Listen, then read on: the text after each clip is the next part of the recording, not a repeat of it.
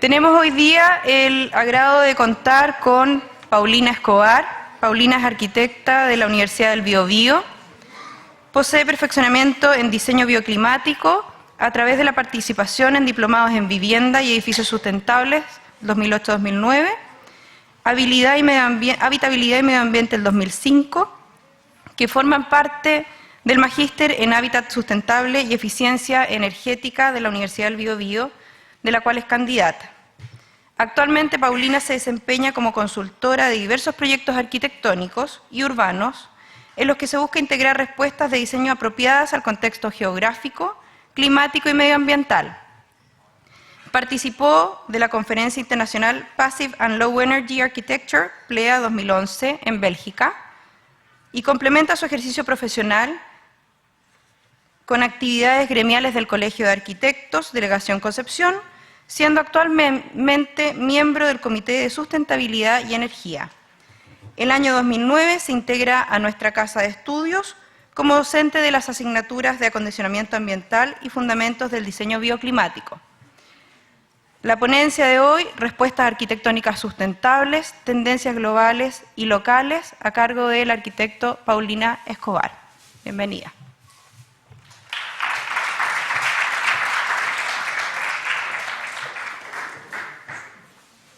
Gracias. Bueno, seguramente ya muchos de ustedes han estado en clases conmigo o han ido a alguna conferencia sobre esta temática, sobre arquitectura sustentable. Y a lo mejor les ha llamado la atención de que cuando el expositor parte con su charla, parte dándola desde su punto de vista respecto de lo que es la sustentabilidad. Pero resulta que lo más probable es que el auditorio que tenga enfrente tenga una visión completamente distinta de lo que es sustentabilidad. Porque se tiende a pensar de que sustentabilidad es un acuerdo tácito entre varias personas y todos partimos de una premisa que está relativamente aceptada. Pero resulta de que en el campo internacional esta temática, lejos de generar un consenso o una idea globalizada, lo que más genera es un intenso debate acerca de lo que es y no es la sustentabilidad en la arquitectura.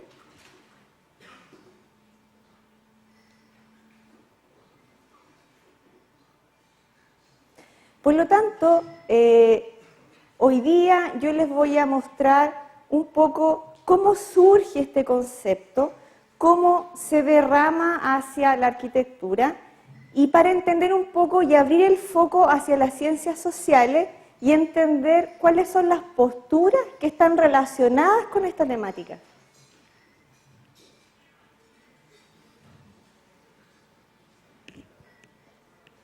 El año 1987 surge por primera vez en la línea de tiempo de este concepto un cierto consenso respecto a definir qué es desarrollo sustentable.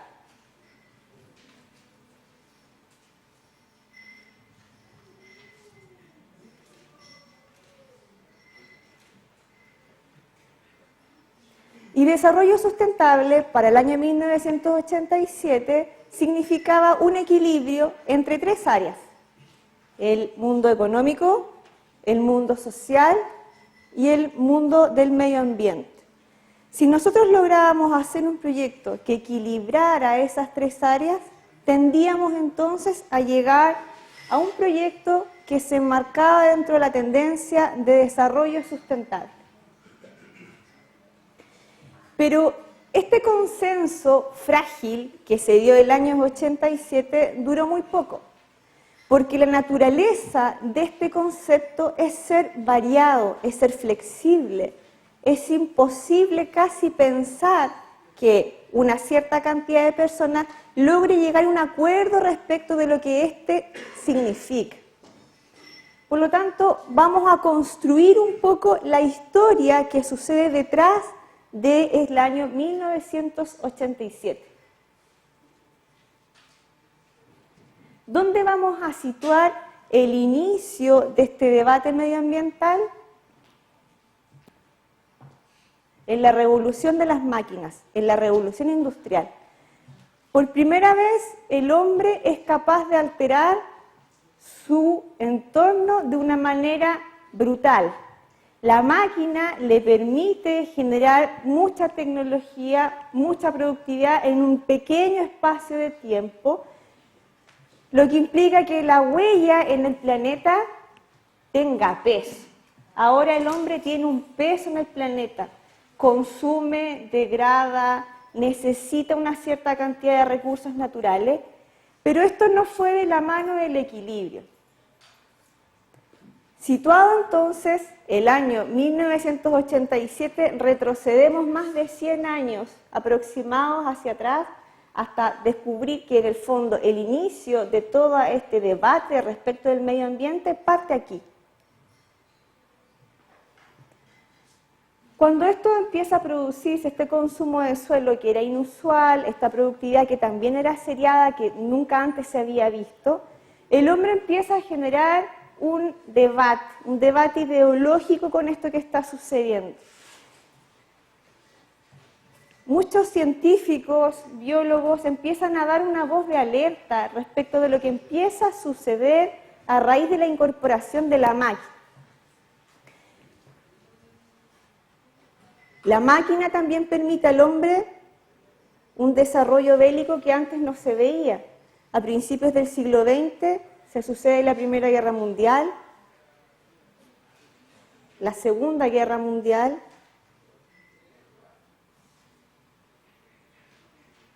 la explosión de las bombas atómicas, Hiroshima y Nagasaki. Y con eso el mundo empieza a dar una voz de alerta. Como partimos en el tema de la revolución industrial, y donde yo les comentaba de que muchos científicos y biólogos empezaron a poner la voz de alerta, esa voz empieza a salir del ámbito académico y de ciertos círculos más cerrados. Ya es la sociedad civil la que empieza a tomar una posición respecto de cómo el hombre se está comportando con el desarrollo de la producción y de la industria. Al salir del ámbito estrictamente científico, empiezan a aparecer muchas publicaciones que van dando cuenta de este daño. Aquí hay algunas, unas más famosas que otras. Rachel Carson escribe La primavera silenciosa, que habla del daño que se está haciendo al ecosistema.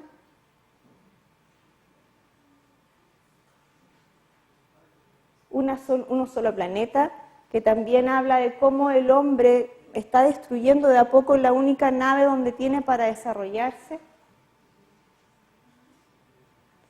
Y a principios de los años 60, estas manifestaciones aisladas de la sociedad civil se van a cristalizar en los movimientos medioambientales que seguramente ustedes conocen, como son los Amigos de la Tierra o Greenpeace. Entonces, todo este movimiento que parte hacia atrás del año 87 empieza de a poco a poner este tema en el tapete público. No es que el año 87 nosotros hayamos escuchado por primera vez la problemática de desarrollo sustentable, o pensar que a finales de los 90 o a principios del siglo XXI es una temática nueva que llega a Chile. Si se dan cuenta, en la línea cronológica de aquí hacia atrás no tiene nada de nuevo. Desde finales del siglo XIX que esto viene siendo tema de debate para ciertos círculos. Si continuamos después de la línea del tiempo, después de los años 60, 70, con los movimientos más radicales, esto pasa y se traslada al mundo político. Cuando se traslada a esta área empieza a tomar otro peso. Ya no es solamente un debate académico, social o de buenas intenciones. Al trasladarse al mundo de la política empieza a tomar otro color.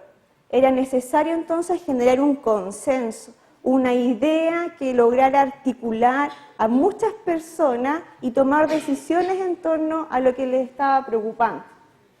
El año 72, como una antesala a lo que va a ser después del año 87, se conforma el Congreso de Estocolmo, donde muchos presidentes de países, sobre todo desarrollados, se juntan a conversar y a tomar ciertas decisiones respecto de lo que quieren para sus países, de lo que quieren como postura para consumo de suelo, cuidado de los recursos naturales y poder seguir desarrollando las economías, pero equilibrando un poco el tema medioambiental. El año 78 ocurre la crisis petrolera, el mundo se da cuenta que el petróleo no era para siempre, que se va a acabar, hay restricción en el consumo, el precio se eleva y eso también va dando una señal de alerta, de entender de que no podemos poner todos los dados sobre esa alternativa. El año 81, a lo mejor no siquiera habían nacido, pero ese año se descubre el famoso orificio de la capa de ozono, que también es como un punto hito que marca esta preocupación respecto del medio ambiente. La carrera armamentista, el año 87 también el desastre en Rusia, y aparece en la mesa de conversaciones políticas el tema de la pobreza. La pobreza vista ahora no como un elemento al cual todos debemos aportar y ayudar, sino que también es empezar a ver como un elemento que genera degradación en el medio ambiente. Imagínense el cambio, el salto estructural en las políticas de ese tiempo, donde los países desarrollados empiezan a preocuparse ahora de la pobreza, pero no desde un punto de vista caritativo ni social, sino que viéndolo como un problema frente al consumo de suelo y frente a estrategias de desarrollo que podían tender a la sustentabilidad.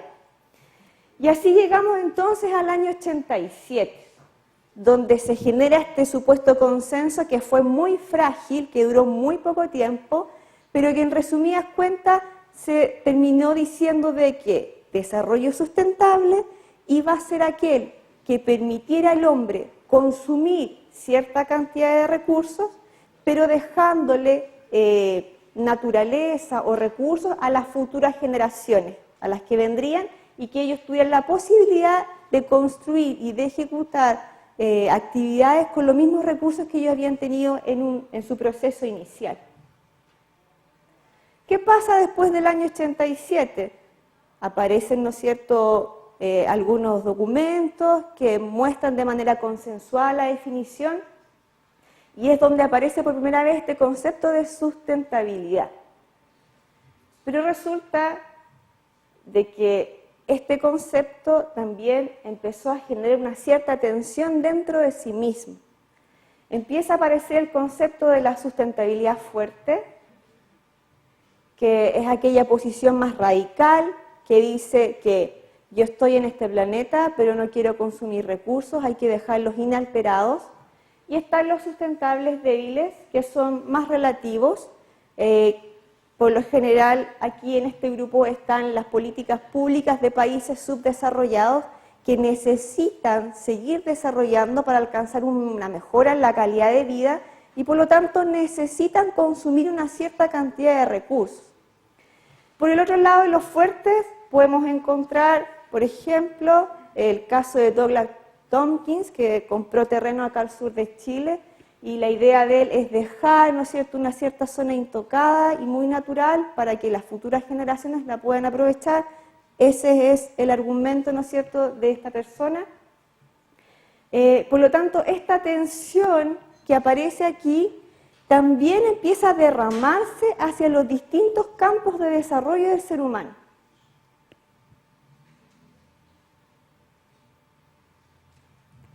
Y otra tensión que es muy marcada dentro del discurso es la que tiene que ver con los llamados países del norte o desarrollados y los países del sur, los subdesarrollados. Y esta tensión se ha visto enmarcada dentro de los siguientes parámetros. Los países del norte dicen que hay que detener cierto límite de consumo, que hay que detener cierto tipo de emisión de gases Pero los del norte, los del sur, perdón, argumentan de que, perfecto, nosotros podemos bajar ciertos límites, pero que esos límites no nos impidan seguir creciendo. Porque ellos rebaten y dicen, ustedes llegaron a un límite de desarrollo, pero para llegar a ese desarrollo consumieron mucha cantidad de energía de este planeta. Y nosotros no, por el contrario, tenemos un superávit, ¿no es cierto?, de áreas verdes, sobre todo en América Latina, y ahí es entonces donde se genera esta disputa, que unos quieren poner un freno y los otros no necesitan freno, al contrario, necesitan aún un poco más de libertad para seguir creciendo.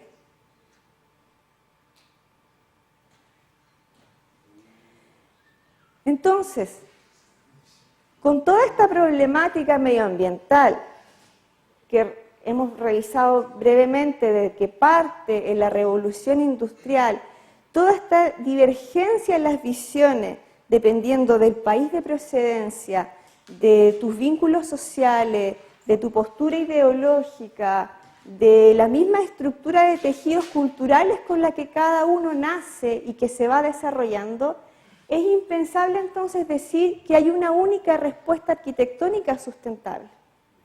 Al contrario, lo que debemos hacer es celebrar esta multiplicidad de respuestas en base a determinados parámetros que son locales. La diferencia ahora es que mi respuesta local va a tener repercusiones globales. Entonces la arquitectura obviamente no está ajena a eso. La arquitectura quiere dar una respuesta a esta problemática. ¿A qué va a dar respuesta la arquitectura?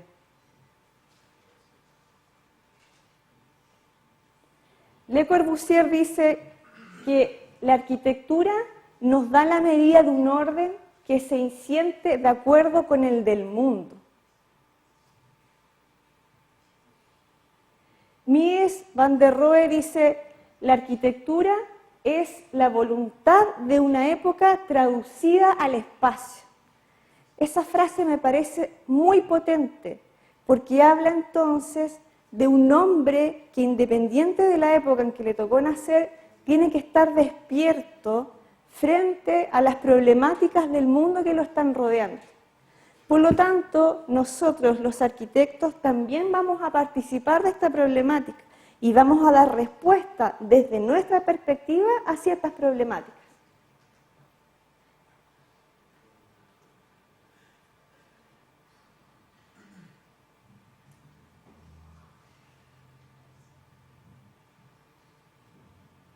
Traje a 3 arquitectos, dio la coincidencia que los 3 han desarrollado su carrera en Reino Unido, y ellos 3 tienen un discurso, tienen una postura, una visión de lo que debería ser la sustentabilidad de la arquitectura, y además lo vamos a complementar con algunas de sus obras.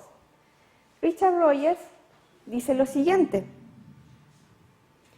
la arquitectura sustentable apunta a satisfacer necesidades actuales sin comprometer los recursos naturales reservados para futuras generaciones. Esa primera frase se enmarca dentro de la definición del año 87. Luego dice, debe incluir la preocupación por los principios de sustentabilidad económica, social y además de la problemática específica del uso de la energía y del impacto medioambiental, obviamente, que esto va a implicar en el edificio y en la ciudad. Los problemas clave él los agrupa en estas 3 perspectivas: bajo consumo energético, adaptación a las necesidades y eficiencia en el uso de los recursos.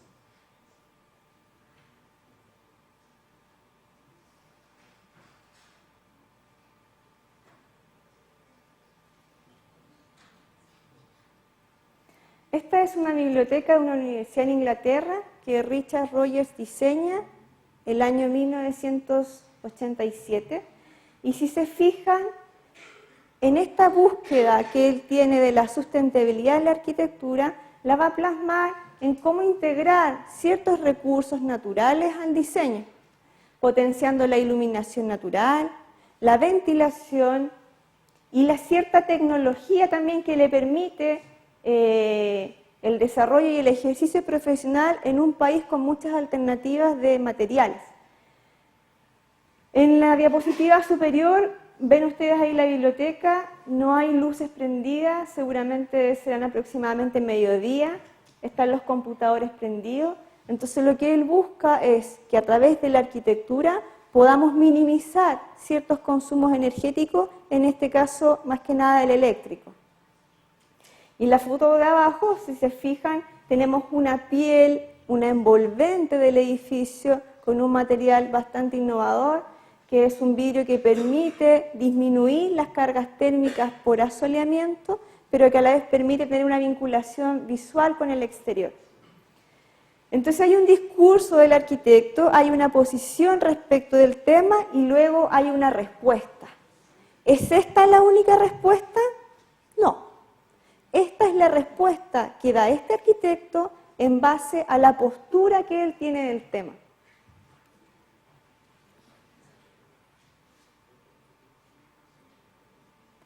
Jan Kaplicki de Future System dice lo siguiente: los aspectos más importantes del diseño sustentable son la elección de materiales y el comportamiento de un edificio una vez terminado.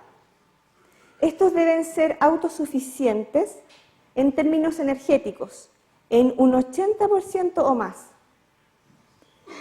Y aquí dice algo que a mí me parece bastante interesante, que es la búsqueda de un lenguaje de esta arquitectura.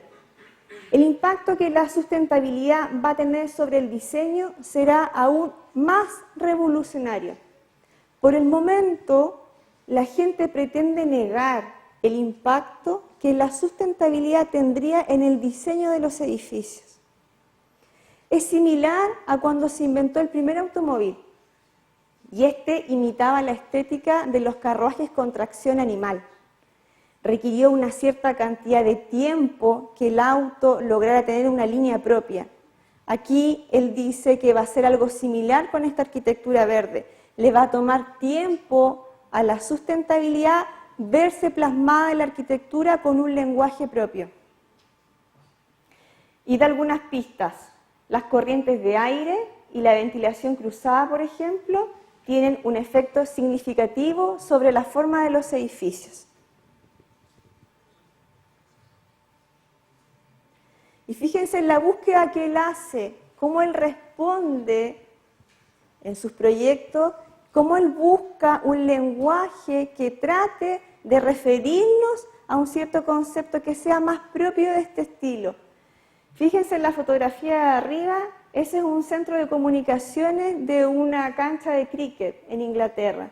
Hay una cierta reminiscencia, una búsqueda de una forma más orgánica y más natural. En este que está aquí abajo, que es un centro comercial, hay unas células, una celda que le permite configurar una cierta piel al edificio, pero siempre buscando un lenguaje diferente, tratando de diferenciar esta postura, esta respuesta arquitectónica que se enlaza con la preocupación medioambiental.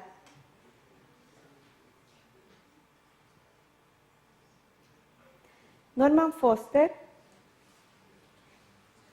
dice lo siguiente: diseño sustentable significa hacer mucho con poco.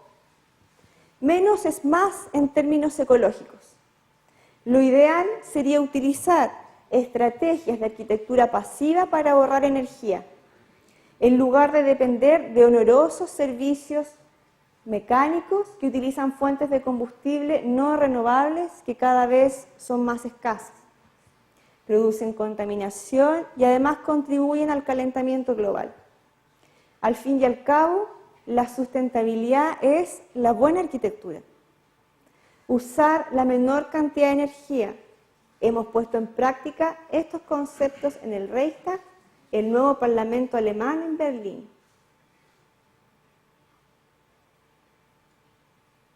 ¿Y qué hace Norman Foster entonces en este edificio? Que además tiene que dialogar con una estructura preexistente. Él trata de integrar un uso de ventilación e iluminación natural que tiene que ver con el diseño arquitectónico. no es una máquina la que produce la ventilación ni la que integra la iluminación, sino que es el mismo edificio el que se transforma para recibir estos beneficios del clima y poder adaptarlos al uso y al proyecto que les habían encomendado. Y además, él hace mucho énfasis al uso de energías que tienen su base en fuentes no contaminantes y en energías que no sean fósiles, como por ejemplo el calor de la tierra, o por ejemplo el uso de ventilación o el aire que también pasa y se pueda calentar este sistema y volver a inyectar para climatizar el edificio.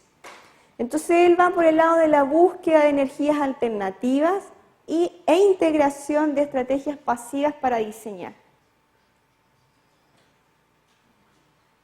Esas son algunas respuestas que esos arquitectos han dado a esta problemática medioambiental. Y vuelvo a hacer la misma pregunta, ¿es el único camino? No, no es el único camino. Es el que ellos optaron de acuerdo a la valoración que ellos tienen del tema de la sustentabilidad. Y aquí en Chile traje también otros 3 ejemplos que me parecen que marcan como cierta pauta para llegar a encontrar un cierto lenguaje respecto de esta arquitectura. Uno de ellos es Germán del Sol, que dice lo siguiente: arquitectura sustentable para él es la que se hace con la mejor relación posible entre medios y resultados. Sustentable es hacer mucho con poco, se parece ahí en lo que decía Richard Rogers. Y después, eso que tú haces se mantenga bien y con cierto esplendor también, de acuerdo al paso del tiempo. Con más ingenio que medios. Eso es muy chileno, además, es muy típico, de tratar de sacar el mayor partido posible con algo que no pareciera ser que fuera a tener mucho futuro. Usar materiales importados no es sustentable. Es mejor traer a la persona o el libro para que nos explique. Sustentable es trabajar con lo que uno tiene y con los medios que dispone y adecuarse a lo que uno es, a la realidad. Y ahí aparece la belleza.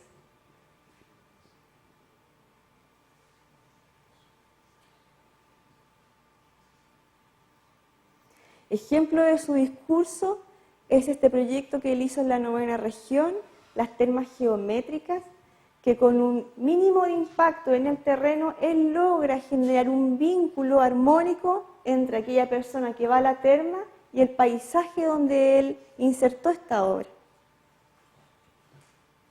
Él apela a utilizar un mínimo de materiales y recursos y además tener cuidado con el medio económico donde se está desarrollando.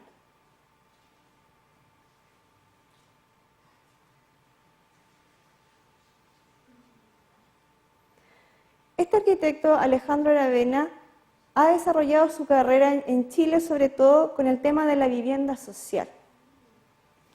Si se acuerdan de este cruce de las 3 variables de lo que podría ser desarrollo sustentable, que mezclaba mundo económico, mundo social y mundo natural, pues bien, entonces él está más centrado en desarrollar el área de la sustentabilidad social en Chile de acuerdo a la escasez de vivienda que él concibe y que además él ha sido capaz de sumarle un plus a la vivienda social en el sentido de que sea una inversión más que un gasto para aquella persona que por única vez en su vida va a recibir una vivienda un poco mejor de la que tenía. Entonces, aquí hay un extracto que me parece interesante sobre cómo él encuentra que en Chile debería resolver este tipo de demanda de vivienda. Dice así: Chile tiene una estructura institucional que le permite saber a quién hay que darle un subsidio. Sabe que lo que tiene que subsidiar es una parte de la vivienda y lo otro que requiere es un ahorro. Es un Estado que financia con subsidios a la demanda. Yo necesito una vivienda, el Estado a mí me la regala o me la entrega a un bajo costo. Pero el mercado privado construye y es capaz de crear 1 millón de viviendas en una década. Al fin de esta cadena hay diseñadores que aportan en hacer viviendas de calidad por poca plata. En esa línea está él. Él está tratando de que con poco dinero pueda entregar una cierta respuesta arquitectónica que sea de un cierto nivel y que le pueda entregar a esas personas una mejora en su calidad de vida. El ejemplo más conocido es la Quinta Monroy, donde a la familia se le entrega la mitad de la vivienda. Luego ellos durante el tiempo van a construir la otra mitad, pero la mitad que se le da es la mejor mitad que se le pudo haber dado con ese dinero.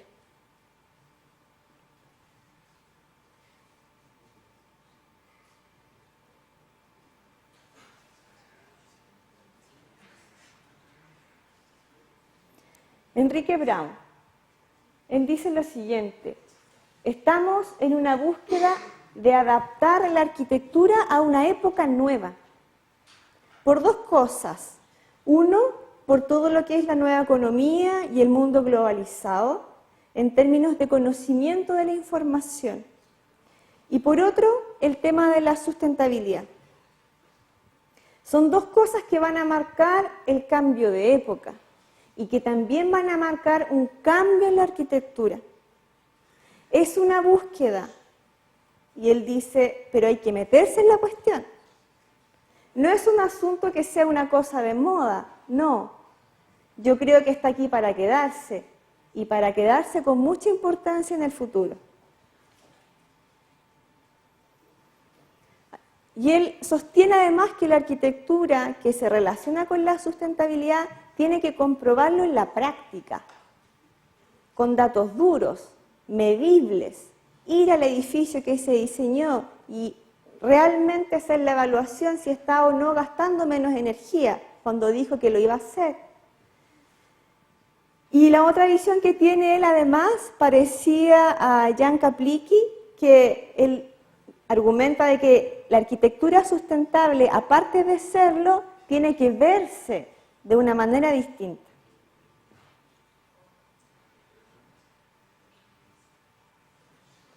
Y su edificio más conocido es el Consorcio de Santiago, donde él, preocupado de esta imagen verde, toma de manera icónica en esta fachada y la cubre con un cierto vegetal que va cambiando de color de acuerdo a la estación del año. Y además él trabaja con estrategias pasivas para climatizar el edificio. Pero si se dan cuenta, son tres arquitectos que tienen posturas que pueden de repente rozar en ciertas áreas o estar en acuerdo en ciertos puntos, pero son bastante diferentes.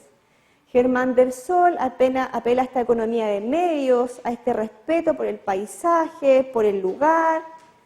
Aravena, por otro lado, está preocupado de cómo resolver el problema de la vivienda social en Chile desde una perspectiva, obviamente, de la sustentabilidad más social.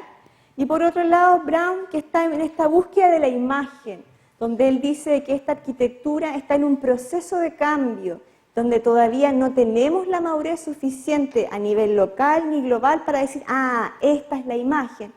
Y por otro lado, está también lo que les mostré ahora recién, que a lo mejor nunca vamos a encontrar una imagen de arquitectura sustentable única, porque va a ser imposible encontrar una sola. Vamos a encontrar a lo mejor miles de respuestas que van a estar asociadas a una cierta interpretación local del arquitecto, pero que obviamente va a tener una repercusión a nivel global.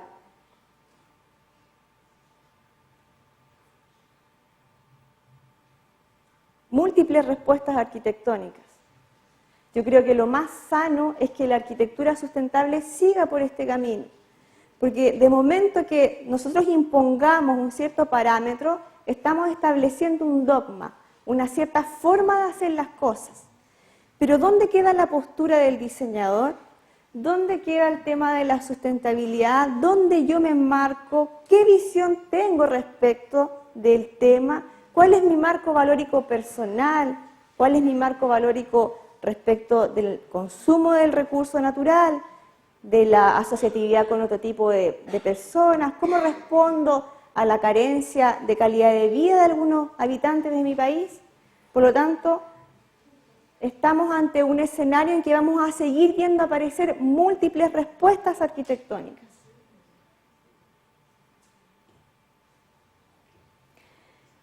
Y para terminar, quiero dejar este diálogo de Le Corbusier y Mies, que es ficticio, pero que tiene que ver con esta inquietud que nosotros tenemos que tener como diseñadores frente a esta problemática. ¿Cómo yo respondo con mi proyecto de arquitectura frente a esta frase tan contundente que dice Mies? La arquitectura es la voluntad de una época traducida al espacio. Gracias.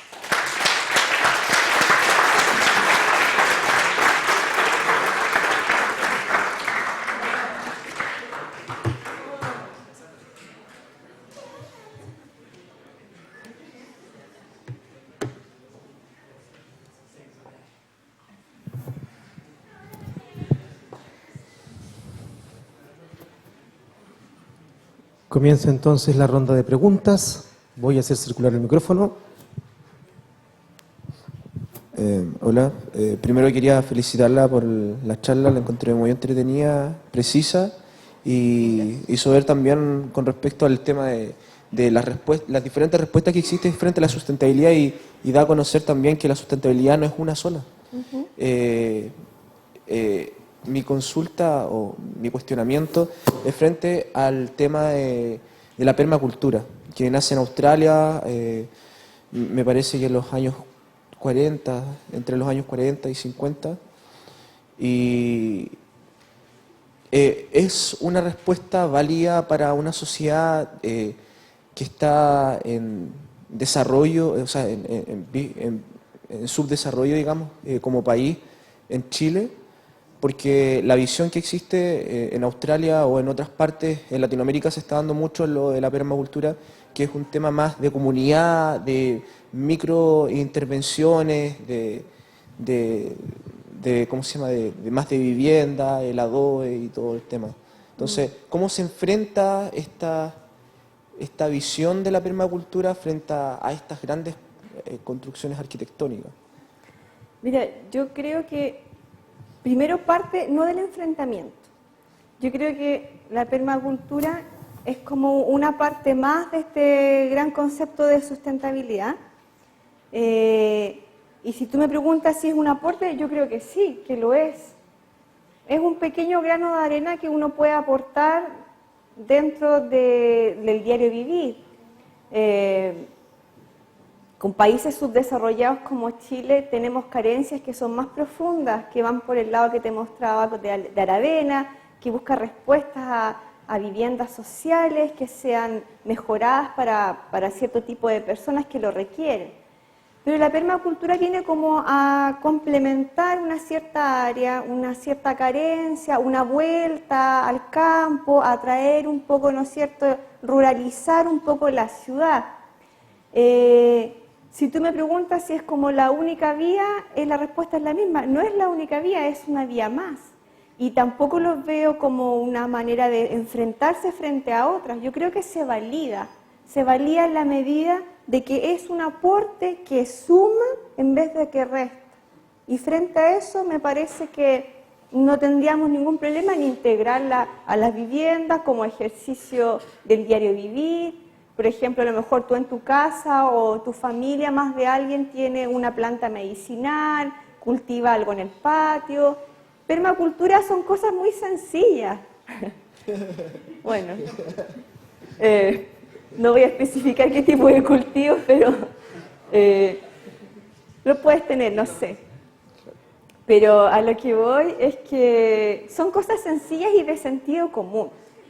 Muchas veces la arquitectura sustentable y ejercicios como la permacultura tienen que ver con hacer lo correcto, sin que alguien te lo esté diciendo, sin que alguien te diga o te entregue una norma, un catálogo, mire, esto es lo que usted tiene que hacer, sino que simplemente tener sentido común, saber que esto es bueno, se puede hacer, hagámoslo.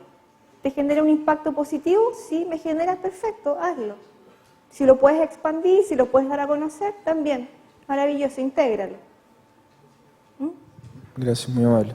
Y bueno, otra consulta, ¿sí? Con respecto que hoy en día se ha visto mucho en la zona de Concepción con respecto también a la vida útil de un edificio, que se ve en el área del diseño, cuando, en el momento de diseñar y de construir un objeto, se ve la vida útil del objeto, porque es muy importante hoy en día el impacto del desecho.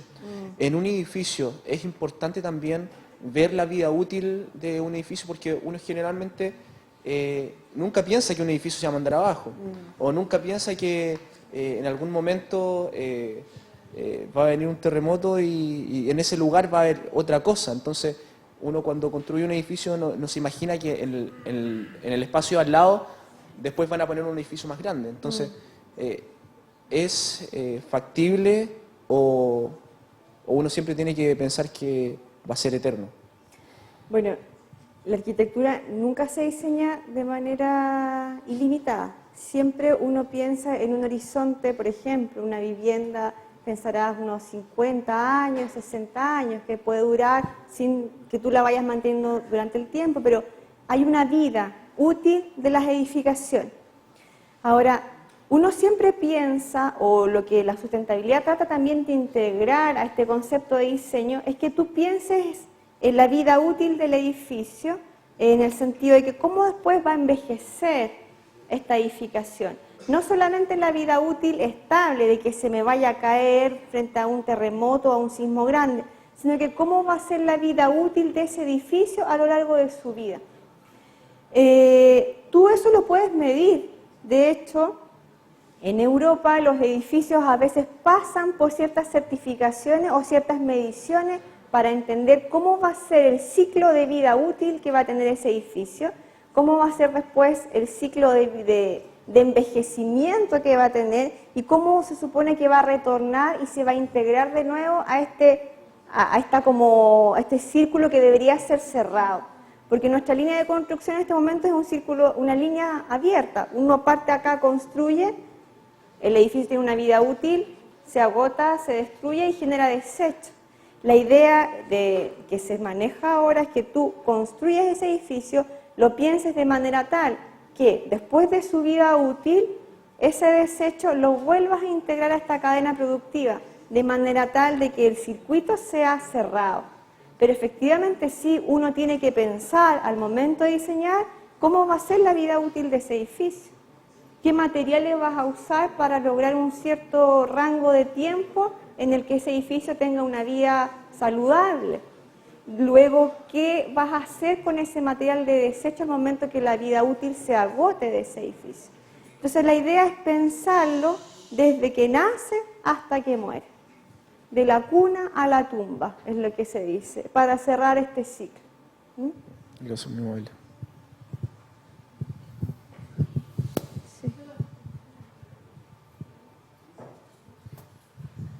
Hola, buenas tardes. Hola. Yo no soy un arquitecto ni estudio arquitectura, pero te felicito por la exposición, me pareció muy interesante. ¿Qué ocurre con las grandes personalidades, como por ejemplo Oscar Niemeyer, en este caminar entre la arquitectura, llamémosla, no sé si no sustentable, pero que no se preocupaba de esto, y la sustentabilidad, cuando uno ve que estas personas fueron capaces de, no sé, tuvieron la posibilidad de crear una nueva ciudad, ¿no es cierto?, como Brasilia, etcétera. ¿Hay ya en esos tiempos esbozos de este tema o esto es una especie de tema que se va adicionando al quehacer arquitectónico? No sé si llamarlo tradicional, porque yo en Niemeyer no lo encuentro nada tradicional, pero anterior, por llamarlo así.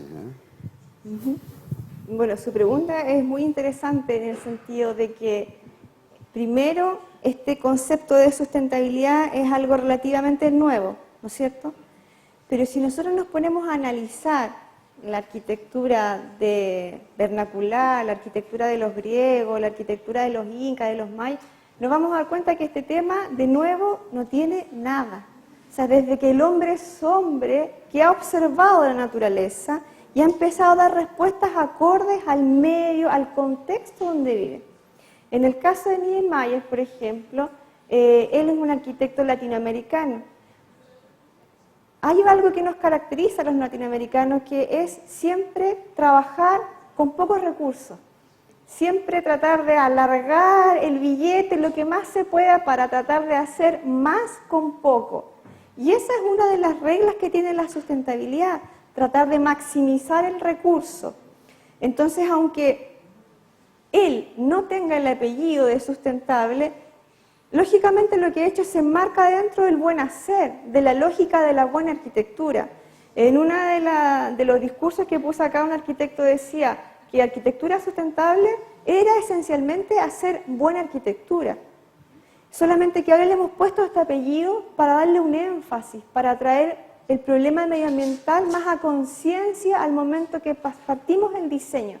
Pero en realidad lo que siempre tenemos que tener en consideración es hacer buena arquitectura. Y en el caso de Niemeyer, que pensó una ciudad completa, le estaba pensando en hacer una buena ciudad. Y dentro de esa lógica, claro, lo podríamos colocar y situar dentro también de los criterios que utiliza la sustentabilidad.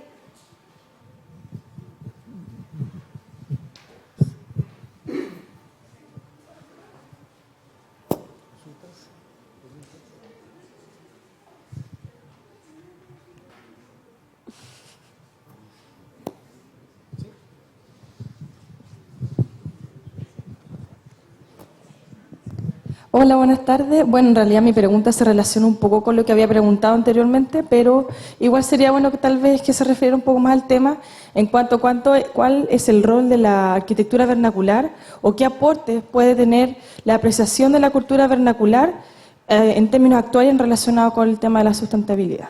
Gracias. Bueno, en la charla de hoy yo dejé un poco de lado el tema vernacular porque era una temática que tenía que ver más con una respuesta arquitectónica consciente, una respuesta arquitectónica de un arquitecto, más que nada. Pero tu pregunta obviamente tiene relación con cómo el hombre es capaz de entender el contexto, de entender el territorio que lo rodea y dar una respuesta adecuada dependiendo de dónde esté inserto, ¿no es cierto?, su propuesta. La arquitectura vernacular es la arquitectura que el hombre desarrolló con los medios que tenía a mano, entendiendo los climas en los cuales él estaba viviendo y dando una respuesta muy acertada a ciertos requerimientos espaciales, ciertos requerimientos de uso, de funcionalidad, pero con lo que tenía a mano. Muchos arquitectos de esta línea miran siempre o colocan su mirada en estas respuestas vernaculares, porque ahí encuentran una fuente rica de información que les permite a ellos trasladarla a una respuesta de arquitectura más contemporánea.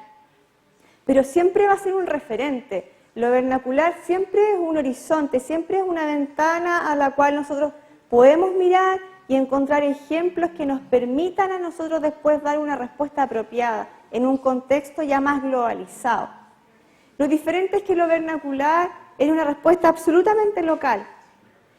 La respuesta ahora sustentable sigue siendo local, pero yo tengo una perspectiva más global. Yo entiendo que lo que estoy haciendo acá va a tener un impacto no solamente en un radio cercano, sino que va también a perjudicar o a potenciar a una mayor cantidad de personas.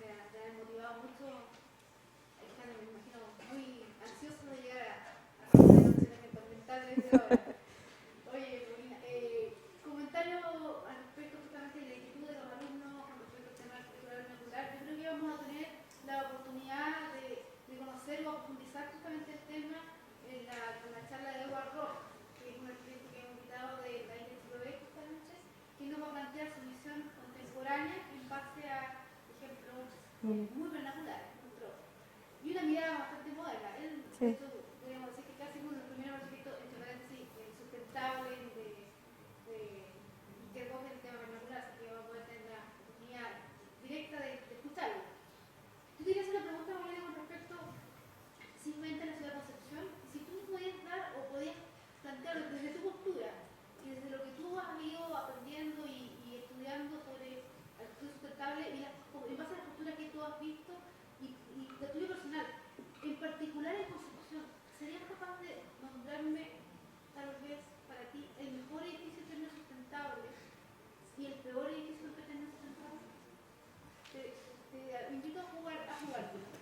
Ay, qué difícil pregunta. ¿El mejor edificio? O por lo menos alguna referencia. A ver, primero te voy a hablar de mi postura, porque para darte una respuesta, primero tengo que enmarcarme en la visión.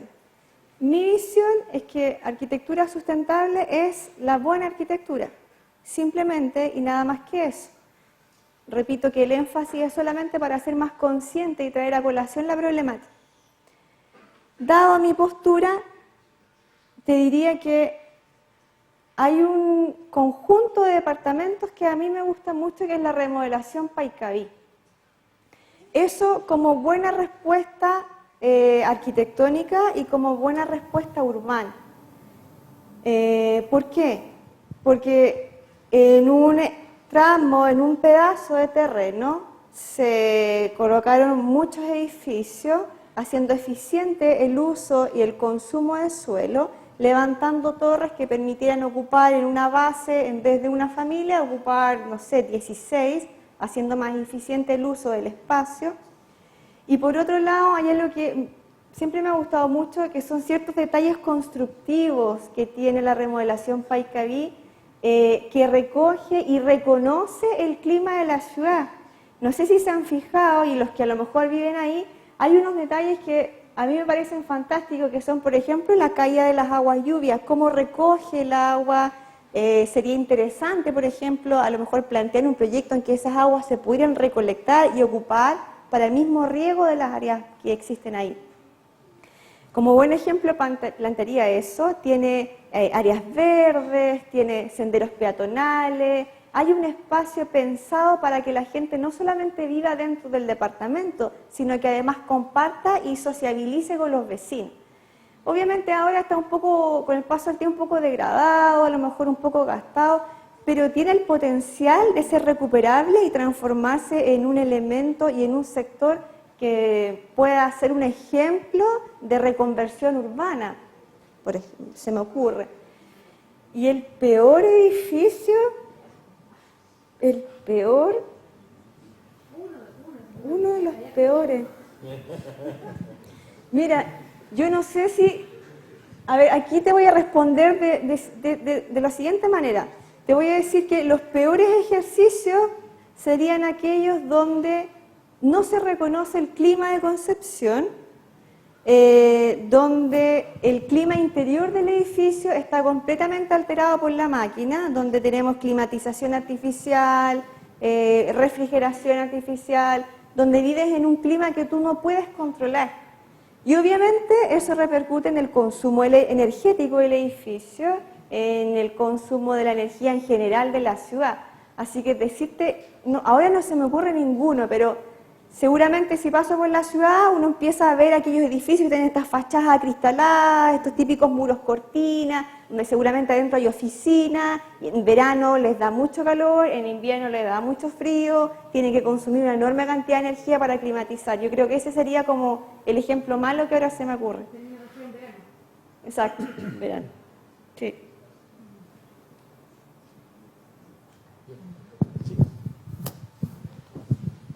Hola, Paulina. Mi consulta es, extrapolándose un poco de la arquitectura, me gustaría saber cuál es tu visión sobre nuestro país sustentable o nuestro país no sustentable, cuando señalas que somos un país subdesarrollado o en vías de desarrollo, en donde claramente como país nuestra principal potencia es trabajar con los recursos naturales, el cobre en el norte, el sur los bosques.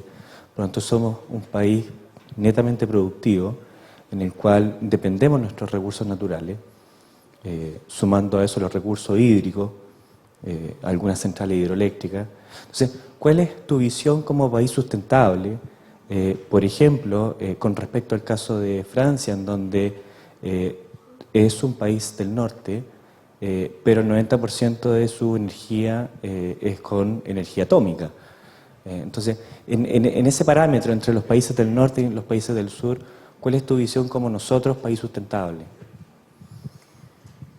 A ver, mi visión es que Chile no es sustentable. O sea, no tenemos una política de desarrollo sustentable, porque tenemos un sistema económico que no nos va a permitir llegar a tener un desarrollo de ese tipo. El libre mercado tiene ciertos parámetros que controlan, ¿no es cierto?, una cierta manera de hacer negocios, de hacer economía, que genera muchas diferencias en ciertos estratos. Entonces esa diferencia se ve demasiado polarizada. Por lo tanto, si queremos tener un país que sea sustentable, tenemos que suplir las 3 áreas mínimas que tenemos planteadas para ese ejercicio, que es la sustentabilidad ambiental, la sustentabilidad económica y la sustentabilidad social.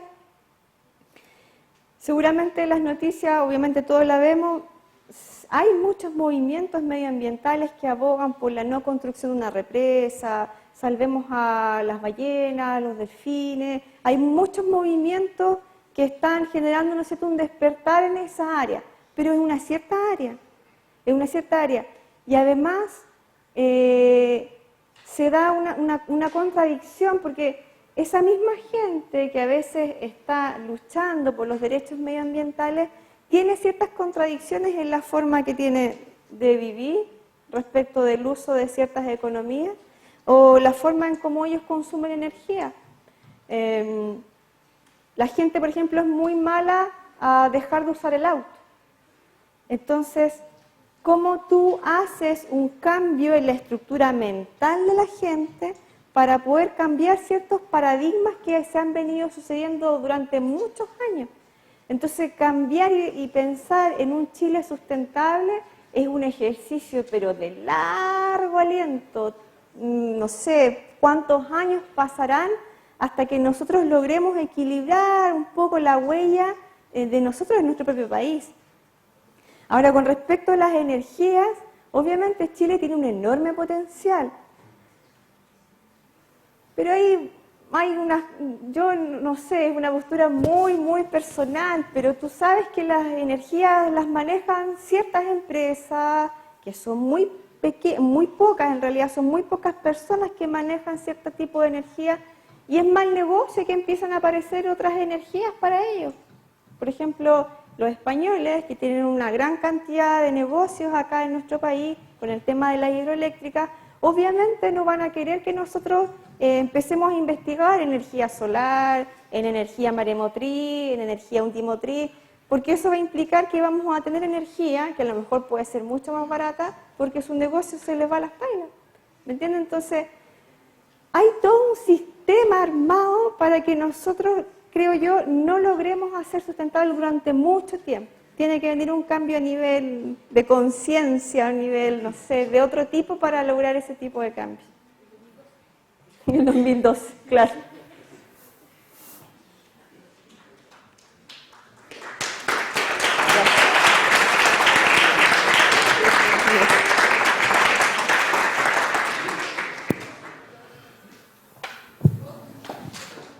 Gracias por la invitación, gracias por la atención, espero que les haya gustado.